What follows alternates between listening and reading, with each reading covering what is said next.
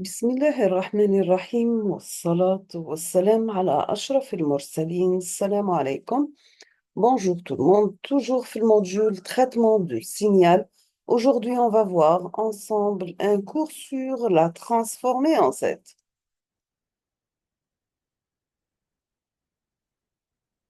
Voici le plan de notre cours.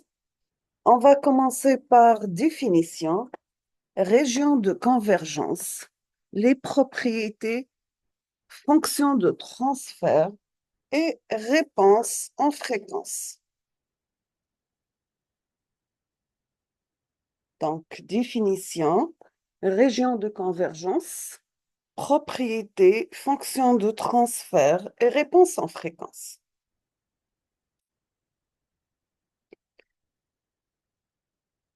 C'est quoi la transformée en Z?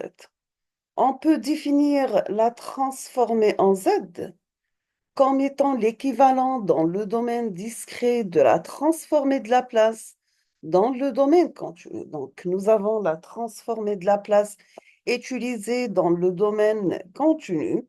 La transformée en Z est utilisée dans le domaine discret. L'utilisation principale de la transformée en Z est pour la synthèse des filtres numériques. Il y a quelques différences entre la transformée en Z et la transformée de Laplace. Premièrement, nous avons que la transformée de Laplace produit un plan rectangulaire. La transformée en Z produit un plan polaire. La synthèse des filtres numériques commence souvent en utilisant la forme classique des filtres, puis en utilisant des techniques mathématiques pour obtenir l'équivalent dans le domaine Z.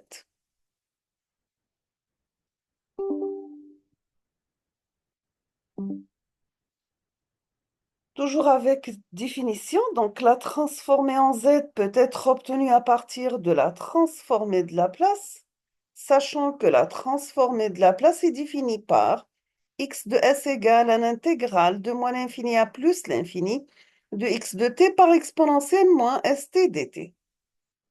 Sachant que x de t, c'est un signal continu et x de s, c'est la transformée de Laplace. Pour mieux illustrer le concept de la transformée de Laplace, on peut remplacer l'opérateur S par son équivalent, S égale à sigma plus G oméga. Donc, si on remplace S par son équivalent, on obtient la formule suivante. X de S, ça sera une intégrale de moins l'infini à plus l'infini de x de t par exponentielle moins sigma t, exponentielle moins G oméga t dt. La partie exponentielle moins sigma t représente un exponentiel décroissant et exponentielle moins g oméga t représente des sinusoïdes.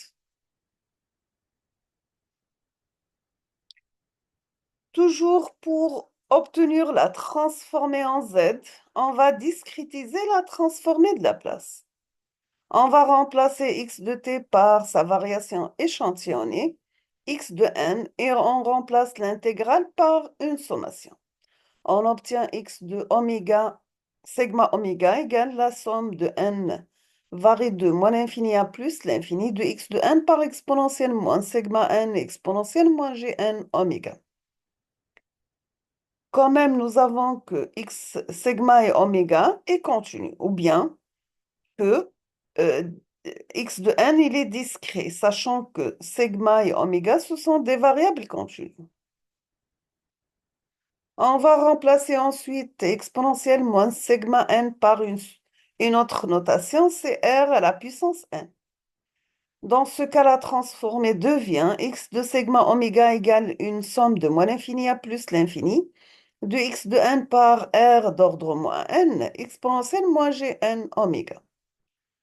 Maintenant, on va remplacer z par r exponentielle g, ce qui donne x de z égale une somme de moins l'infini à plus l'infini de x de n par z à la puissance moins n. Sachant que l'opérateur z d'ordre moins n représente un délai de n échantillons. On va voir ensemble un exemple. On vous demande de représenter la séquence suivante par sa transformée en z. nous avons x de n égale à moins 7, 3, 1, 4, moins 8 et 5. Donc, وين تلقاو la flèche, c'est-à-dire pour z à la puissance 0.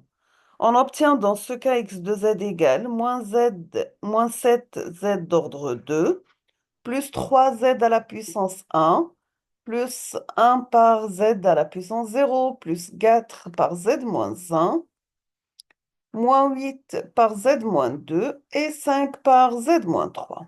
On va remplacer, donc on obtient z à la puissance 0, c'est 1. On obtient 7, moins 7z au carré, plus 3z plus 1, plus 4z moins 1, moins 8z moins 2, plus 5z moins 3. Dans ce cas, x de z, ça sera moins 7z au carré, plus 3z plus 1, plus 4z moins 1, moins 8z moins 2, plus 5 moins 3 comme résultat final. On va prendre un autre exemple. On vous demande dans cet exemple de calculer la transformée en z du signal suivant. Vous avez x de n égale 0,5 à la puissance n u de n. Nous avons que le signal, c'est une suite infinie de chiffres non nuls. Donc, si on va remplacer n par 0, c'est 1. Donc, on obtient x de n égale à 1, 0,5, 0,5 à la puissance 2, 0,5 à la puissance 3, jusqu'à 0,5 à la puissance n. Donc, lorsqu'il est multiplié par l'échelon, c'est-à-dire on va prendre que n positif. C'est-à-dire n commence de 0 à l'infini. Dans ce cas, la transformée en z devient x de z égale 1 plus 0,5 par z moins 1, plus 0,5 au carré par z moins 2, plus 0,5 à la puissance 3 par z moins 3, etc. jusqu'à 0,5 d'ordre n z moins n. C'est-à-dire on aura une somme de n varie de 0 à l'infini de 0,5 à la puissance n par z moins n. On peut mettre d'une autre forme, c'est la somme pour n commence de 0 à l'infini, de 0,5 par z moins 1, le tout à la puissance n. Sachant que c'est une suite géométrique infinie, on va faire un petit rappel sur les suites géométriques. Donc, si vous avez 1 plus a au carré plus a à la puissance 3, etc., donc on peut la mettre la forme 1 sur 1 moins 1. C'est toujours, vous avez a en valeur absolue inférieure à 1. Donc, la transformée en z devient x de z, ça sera 1 sur 1 moins 0,5 z moins 1. Bien sûr, c'est z supérieur à 0,5. On passe maintenant à la région de convergence. Nous avons que la transformée en z doit toujours indiquer sa région de convergence, puisque c'est une suite de puissance infinie. Dans l'exemple précédent, la région de convergence est z en valeur absolue doit être supérieure à 0,5. Toujours pour une séquence finie de x de n, la transformée en z, c'est un polynôme en z ou bien en z moins 1 et converge pour toutes les valeurs de z sauf pour deux cas. Le premier cas, c'est pour z égale à 0. Dans ce cas, x de z contient des termes de la forme z moins k. C'est pour z égale à l'infini, x de z contient des termes de la forme zk. Toujours avec la région de convergence, nous avons en général, si x de z, c'est une fonction rationnelle de z, la région de convergence dépend de la forme de x de n. Si vous avez un signal droité, dans ce cas, x de n est droité, n appartient à un intervalle de 0 à l'infini et sa région de convergence s'étend à l'infini. Donc, voici sa représentation. Deuxième cas, c'est le signal gaucher. Donc, x de n est gaucher. Donc, n appartient à un intervalle de moins l'infini à moins 1. Sa région de convergence s'attend vers 0. Donc, voici sa représentation. Troisième représentation, c'est le signal, il est bilatéral. Donc, x de n, il est bilatéral et sa région de convergence décrit un anneau. Voici sa représentation graphique. Donc, la première figure, vous avez la région de convergence d'un signal droité. Ici, c'est la représentation d'une région de convergence d'un signal gaucher. Et la dernière, c'est la région de convergence d'un signal bilatéral. Toujours avec les propriétés, on va commencer par les transformées communes. Si vous avez Dirac de n, sa transformée en z égale à 1 et sa région de convergence, c'est tout Z. Deuxième type, c'est vous avez la différence de deux signaux échelon U de n moins U de n moins S. Ça, transformé en Z, ça sera 1 moins Z à la puissance moins 1 sur 1 moins Z moins 1. Toujours pour une région de convergence différente de 0. Pour l'échelon U de n, ça transformé en Z, c'est Z sur Z moins 1. Pour une région de convergence en Z supérieure à 1. Pour alpha à la puissance n U de n, donc ça transformé en Z, c'est Z sur Z moins alpha. Pour une région de convergence en Z supérieure à alpha en valeur absolue toujours. Cinquième signal, c'est moins alpha à la puissance n U de n, ça transformé en Z, c'est Z sur Z plus alpha. La région de convergence, c'est Z en valeur absolue supérieure à alpha. Sixième signal, c'est n par l'échelon U de n, ça transformé en Z, c'est Z sur Z moins 1 au carré. Sa région de convergence, c'est Z en valeur absolue supérieure à 1. Le signal n alpha n U de n a pour transformer en Z, Z alpha sur Z moins alpha le tout au carré, et sa région de convergence, c'est Z supérieur à alpha en valeur absolue. On passe maintenant aux propriétés de la transformée en Z. Première propriété, c'est le déphasage. Si vous avez un signal x de n moins s, ça transformé en z, ça sera z à la puissance moins s par x de z.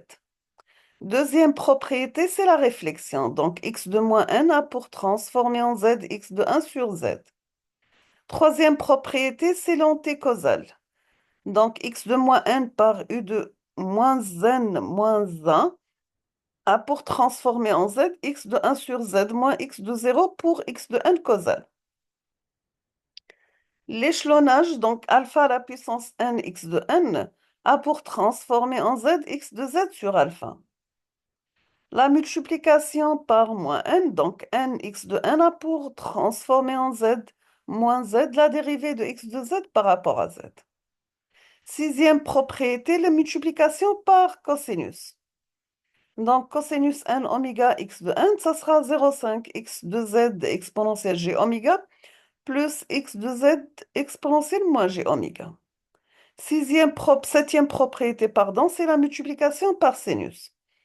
Donc, si vous avez sinus n oméga par x de n, ça sera g0,5 x de z exponentielle g oméga moins x de z exponentielle moins g oméga. Dernière propriété, c'est la convolution. Donc, x de n convolu avec h de n a pour transformer en z x de z par h de z. On passe maintenant à la fonction de transfert. Comme la transformée de Laplace, la transformée en z permet de trouver la fonction de transfert d'un système discret. Donc h de z qui est égal à y de z sur x de z, ça sera b0 plus b1z moins 1 plus b2z moins 2 jusqu'à bmz moins 1, divisé par 1 plus a1z moins 1 plus a2z moins 2 plus an par z moins 1. On peut mettre h de z, la forme k par z moins z1 multiplié par z moins z2 jusqu'à l'arrivée de z moins zm divisé par z moins p1 multiplié par z moins p2 jusqu'à z moins pk, sachant que les zi, ce sont les zéros et les pi sont les pôles.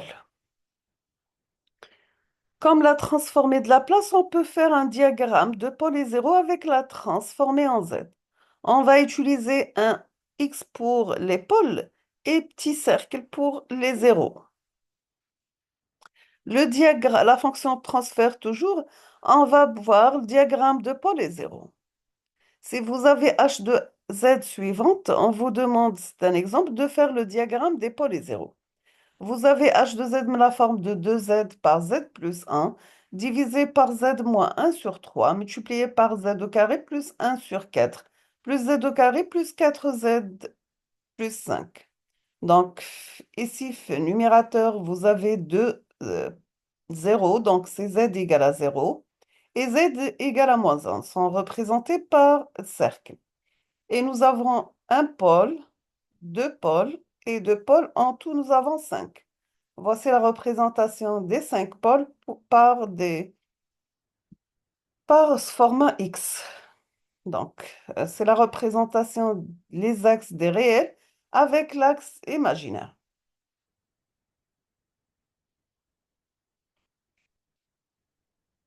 Toujours avec fonction de transfert, on va voir la réponse d'un système. La réponse d'un système h de n a pour entrée x de n. On va laisser ça pour la prochaine vidéo, Inch'Allah.